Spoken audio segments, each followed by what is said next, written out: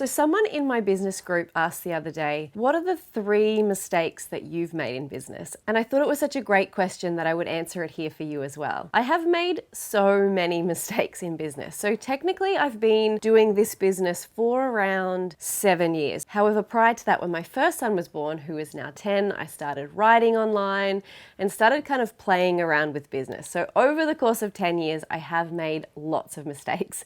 Let's talk about them today. Now, the first mistake I made was definitely trying to grow too fast. And now I know what you're thinking. You're probably like, how is growing too fast a problem?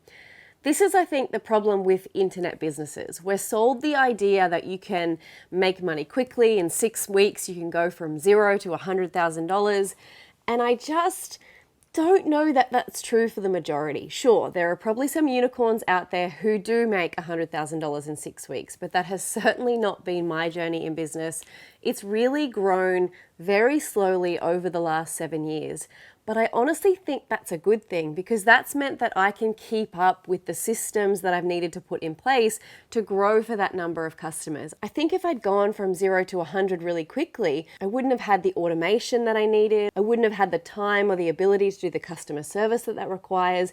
And I just wouldn't have known how to handle some of those tricky things that come up when you're in business. So I think growing slowly has been good because it's meant that my skills have been able to grow along the way. Now, of course, the speed at which you grow will likely be different to the speed at which my business grew. And that's because I was doing it alongside being a mum of very little kids. And that's how I wanted it. I didn't want to give all my energy to my business. I really wanted it to be the other way around, that my business would support the life that I wanted. And it absolutely has. And even now that my kids are in primary school, it's really supporting the life that I want to lead now while they're in school, being able to be there for all their school activities, for pickups and drop-offs and all the sporting stuff as well. And the reason I say that trying to grow fast is a mistake is because when you're trying to grow fast, you're always looking for an answer that's going to help you to grow fast. It's like there's a solution just outside your grip and you're going to keep looking for it. And for me, what I found this did is I would spend a lot of time looking for answers instead of just doing the work that I knew would get me where I wanted to go. So once I stopped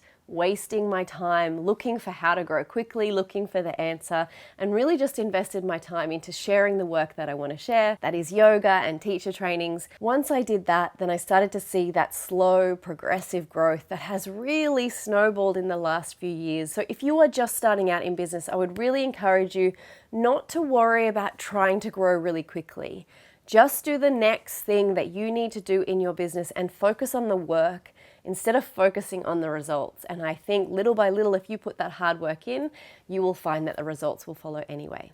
So the second mistake that I made was not automating fast enough. And what automating means is when someone buys one of my products now, I don't have to manually send them anything. I don't personally send that email. My website or my email system sends it for them.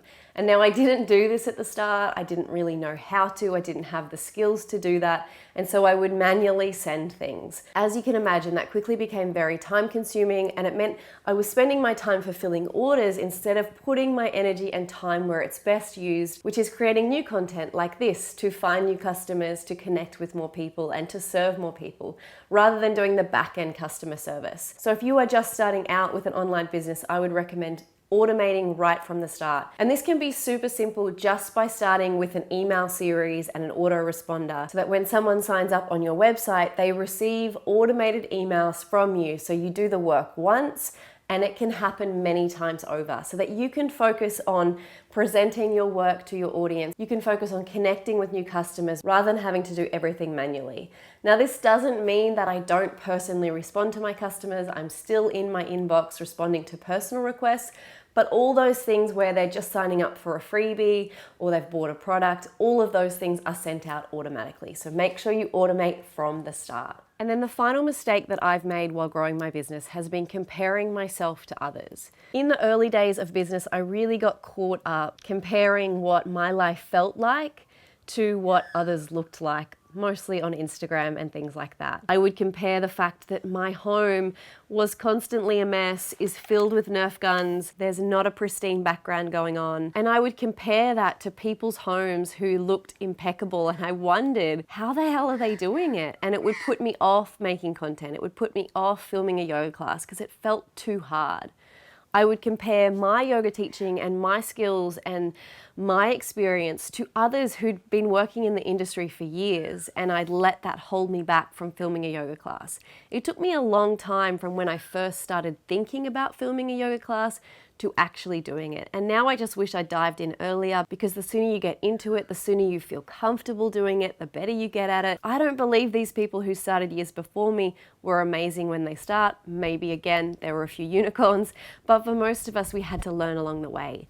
So if you are just starting out, please don't compare your tech skills, don't compare your yoga teaching ability. Even if you are a brand new teacher, there is no better space to learn, I've spoken about this before, than in a space where you are regularly filming yourself, watching yourself teach, and being able to modify for the next class. Learn from your mistakes. Learn from really studying yourself, which is a yogic principle, studying yourself and learning from what needs to change and what you could do better. And it wasn't until I stopped comparing myself to others and really just focused on my own stuff and trying to make my own videos better and my own work better and really enjoying my own work instead of always comparing it, thinking that, oh, I wasn't as good a videographer as this person, or I wasn't as good a yoga teacher, or I wasn't thin enough, or I wasn't pretty enough, or I wasn't rich enough, all of these things, or I didn't have enough time without distractions, just case in point, this hairy little friend who wants to come and say hi.